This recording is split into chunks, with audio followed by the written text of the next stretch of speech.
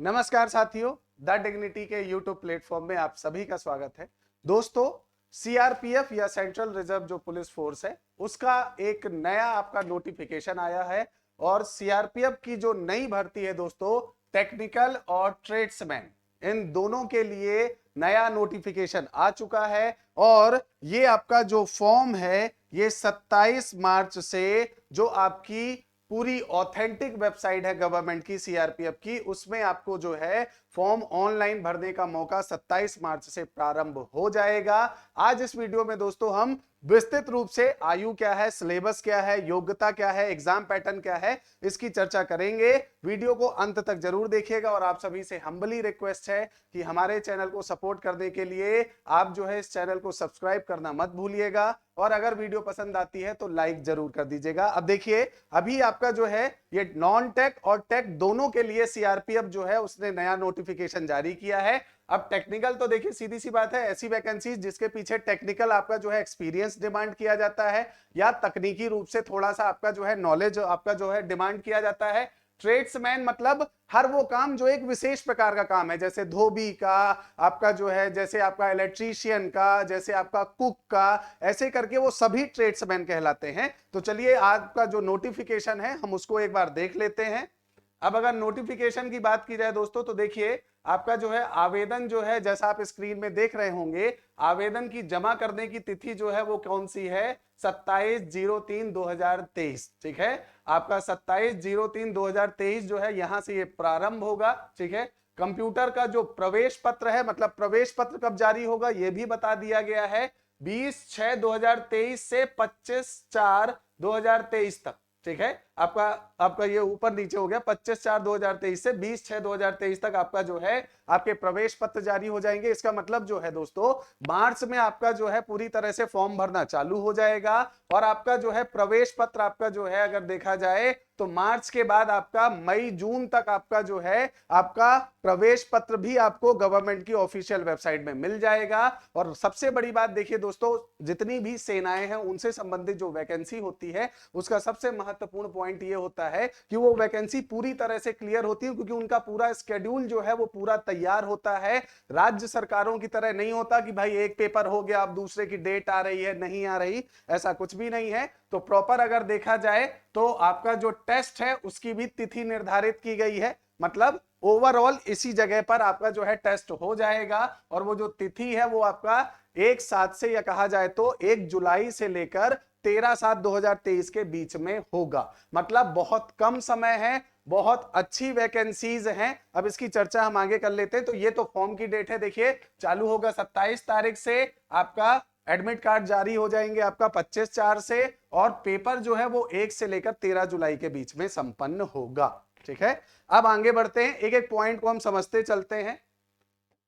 अब ये जो पेपर होगा दोस्तों, ये आपका जो टेक्निकल और आपका जो ट्रेड्समैन के लिए जो पेपर होना है वो कितने चरणों में होगा उस चरण को समझिए। भाई सबसे पहले आपका सीबीटी, या कहा जाए तो आपका सबसे पहले एग्जाम होगा, सबसे पहले एक पेपर होगा। ठीक है, जैसे ही वो पेपर संपन्न हो जाएगा उसके बाद आपका जो है फिजिकल आपका टेस्ट जो है प्लस रनिंग जो है वो दोनों चीजें आपकी करवाई जाएंगी। मतलब शरीर की आपका जो है उसे नापा जाएगा, भाई छाती कितनी है ना, हाइट कितनी है, और उसी के साथ साथ रनिंग कराई जाएगी। तो इसे पीएसटी या पीईटी आप कह सकते हैं, ये दूसरा चरण है।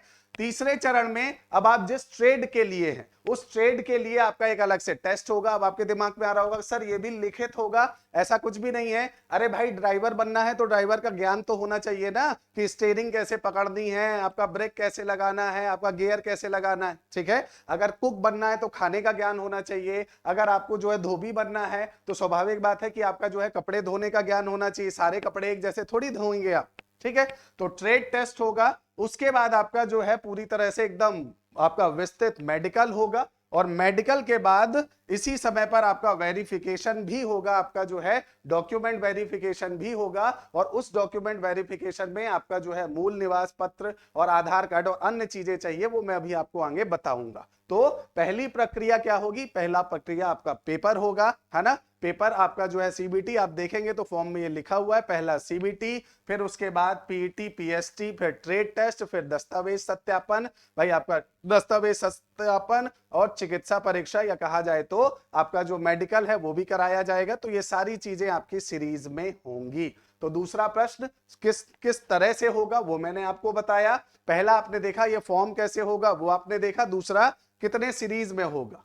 ठीक है, अब सिलेबस की बात की जाए, तीसरा पॉइंट जो है छोटा सा पॉइंट है। सिलेबस में देखिए आपका सबसे बड़ी बात 100 अंक के 100 प्रश्न होंगे। कितने होंगे? 100 अंक के 100 प्रश्न, जिसमें सबसे पहला आपका तर्क शक्ति या बुद्धिमत्ता रीजनिंग के 25 प्रश्न आएंगे, 25 आपका उनका नंबर है। दूसरा सामान्य ज्ञान और सामान्य जागरूकता जो है उसके भी 25 क्वेश्चन और 25 नंबर होंगे। तीसरा आपका देखा जाए तो सामान्य गणित 25 क्वेश्चन 25 आपके नंबर, और अंग्रेजी या हिंदी दोनों में से जो भी आप टिक करेंगे उसके 25 क्वेश्चन और 25 नंबर। तो टोटल आपके 100 क्वेश्चन और 100 नंबर। सबसे महत्वपूर्ण बात जो है वो ये है दोस्तों कि आपका ये जो पेपर है जिसमें 100 क्वेश्चन है, अमूमन दूसरे एग्जामों में इन 100 क्वेश्चनों को करने के लिए आपको 1 घंटे का समय मिलता है, इसमें 2 घंटे का समय है। मतलब बहुत ज्यादा समय है 100 क्वेश्चन को करने के लिए। और इसीलिए आपका जो भी लोग आपका टेक्निकल बैकग्राउंड और नॉन टेक बैकग्राउंड से हैं और वो अगर ऐसा कुछ चाहते हैं कि भाई हम जो है सीआरपीएफ में जाएं, अब कई लोगों के दिमाग में आ रहा होगा कि सर हम जो है प्यून कहलाएंगे या ये पूरी तरह से लेवल 4 की वैकेंसी है, तो ये बिल्कुल गलत है, बिल्कुल तथ्यात्मक नहीं है। अभी मैं आपको समझाऊंगा, ठीक है। हाँ, पेपर से जो सबसे महत्वपूर्ण चीज याद रखनी है वो है निगेटिव। 0.25 या कहा जाए तो 1/4 जो है वो निगेटिव है। तो प्रश्न भले ही 100 हो, भले ही 2 घंटे हो, लेकिन निगेटिव जो है उसको रखा गया है। अब कई सारे बच्चे पूछ रहे हैं कि सर आपका जो है इसका सिलेबस कैसा होगा। तो सिलेबस देखिए एकदम सेम है एसएससी जीडी का। किसका?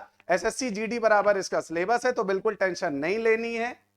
नेक्स्ट पॉइंट की अगर बात की जाए, सर अब चलो आपने सिलेबस बता दिया, अब पद बताओ। तो टोटल पद कितने हैं? 9212। टोटल कितने पद हैं? 9212। और इसका जो वेतन है वो वेतन कितना है? 21,700 से चालू होकर 69,000 आपका जो है 100 रुपए। और ये आपका वही आपका ग्रेड पे है दोस्तों जो लेवल सी आपके जो है जो कांस्टेबल हैं दिल्ली पुलिस के एसएससी के, उन कांस्टेबलों को जो आपका वेतन दिया जाता है, वेतन आपका ग्रेड पे दिया जाता है, वही इन्हें मिलेगा। तो ये लेवल सी है, याद रखिएगा। प्यून या एकदम आपका 4th क्लास वैकेंसी नहीं है ये, ठीक है। और वैकेंसी जो है वो कितनी है? 9212 वैकेंसी है, जिसमें महिलाओं के लिए 107 आरक्षित हैं और पुरुषों के लिए 9105, है ना। अब ये जो वैकेंसीज हैं इन्हें राज्यवार बांटा गया है। तो याद रखिएगा, आप जिस राज्य से संबंधित हैं एक बार ध्यान से देख लीजिएगा और उस हिसाब से आप जो है, क्योंकि इन वैकेंसी को भरने के लिए राज्य का मूल निवासी होना जरूरी है, ठीक है। तो आपके राज्य के अनुसार कितनी वैकेंसी है देख लीजिएगा। उदाहरण के लिए देखिए ABCD के हिसाब से है नोटिफिकेशन में, आंध्र प्रदेश जो है उसकी 424 है कुल, है ना। उसके बाद अगर आप देखेंगे तो असम में 275 है, बिहार देखेंगे तो 726 है ना। तो इस तरह से करके स्टेट वाइज इन वैकेंसियों को क्या किया गया है? बांटा गया है, ठीक है। ये देखिए भाई आपका तमिलनाडु में 579 है और आपका उत्तर प्रदेश में 1340 है। महिलाओं के लिए भी आपका दिया गया है, आंध्र प्रदेश में 4, असम में 2। तो एक बार आप जो है इन्हें पूरे विस्तृत तरीके से नोटिफिकेशन के रूप में देख लेंगे तो बिल्कुल भी समस्या नहीं होगी, ठीक है। अब नेक्स्ट जो पॉइंट है अगर देखा जाए तो, है ना, अब 11 पोस्टें ऐसी हैं दोस्तों, जो आपका टोटल पोस्टें हैं उनमें से 11 पोस्टें ऐसी हैं जो सिर्फ पुरुषों के लिए हैं। और ये पुरुषों के लिए जो आपकी रखी गई हैं ये एक प्रकार से कांस्टेबल या पायनियर जो है उनके लिए रखी गई हैं, जिसमें से मेसन या कहा जाए तो जो मिस्त्री होते हैं उनका, प्लम्बर जो भाई पाइप वाइप का काम करते हैं, इलेक्ट्रीशियन जो है ये, और इन तीनों को मिलाकर अगर देखा जाए तो टोटल कितने पद रखे गए हैं? 11 रखे गए हैं। तो ये पुरुष प्रधान के लिए अलग से है, जैसे महिलाओं के लिए बनाया है ना, वैसे पुरुष प्रधान के लिए अलग से कितनी बना दी है? 11, कि भाई इसमें तो पुरुष ही आएंगे, ठीक है। चलिए अब इसके बाद नेक्स्ट पॉइंट की बात कर लेते हैं कि सर आयु सीमा क्या है, जिसमें सबसे ज्यादा बच्चे कंफ्यूज होते हैं। तो देखिए आयु सीमा की बात की जाए तो जनरल वालों के लिए आपकी जो आयु सीमा है, अगर आप ड्राइवर पोस्ट के लिए अप्लाई कर रहे हैं तो न्यूनतम 21 है, अधिकतम 27 है। ओबीसी वालों के लिए 30 है और SC ST वालों के लिए 32। किसके लिए? ड्राइवर पोस्ट के लिए। ये जो आपकी टोटल पोस्ट है उनमें से ड्राइवर। बाकी के लिए न्यूनतम 18 है, अधिकतम 23, ओबीसी के लिए 26, एससी एसटी के लिए 28। ठीक है, तो ये आपकी क्या है, ये आपकी आपका आयु सीमा है। अब कई सारे प्रश्न जो है, सर मेरी डेट ऑफ बर्थ इस टाइम पर है, क्या मैं फॉर्म भर सकता हूं?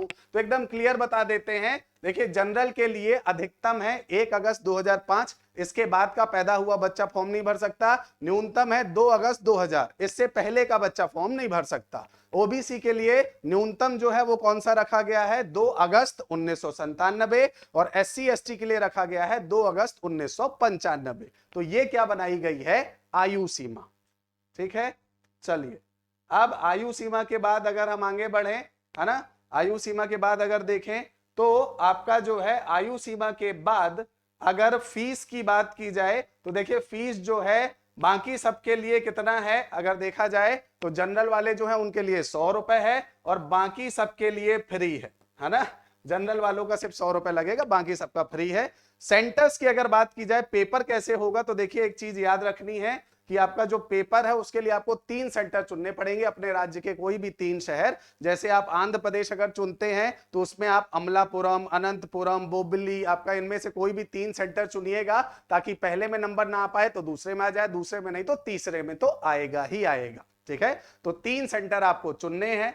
अब इसके बाद जब आपका पेपर हो जाएगा तो आपका वही नाप तोल कराया जाएगा। नाप तौल में देखो पुरुषों के लिए लंबाई कितनी रखी गई है, 170 सेंटीमीटर, महिलाओं की 157 सेंटीमीटर। तो इस तरह से माप तौल किया जाएगा, है ना भाई। उस तरह से आपका पुरुष और महिलाओं के लिए जो अलग अलग कैटेगरी है वो आपका जो है मांगी जाएगी नाप तौल के लिए। ठीक है, और आपका जो है शारीरिक दक्षता जो है, कितने किलोमीटर दौड़ना है, 24 मिनट में 5 किलोमीटर, 8.5 मिनट में 1.6 किलोमीटर, ये इस तरह से आपका नाप तौल हो जाएगा।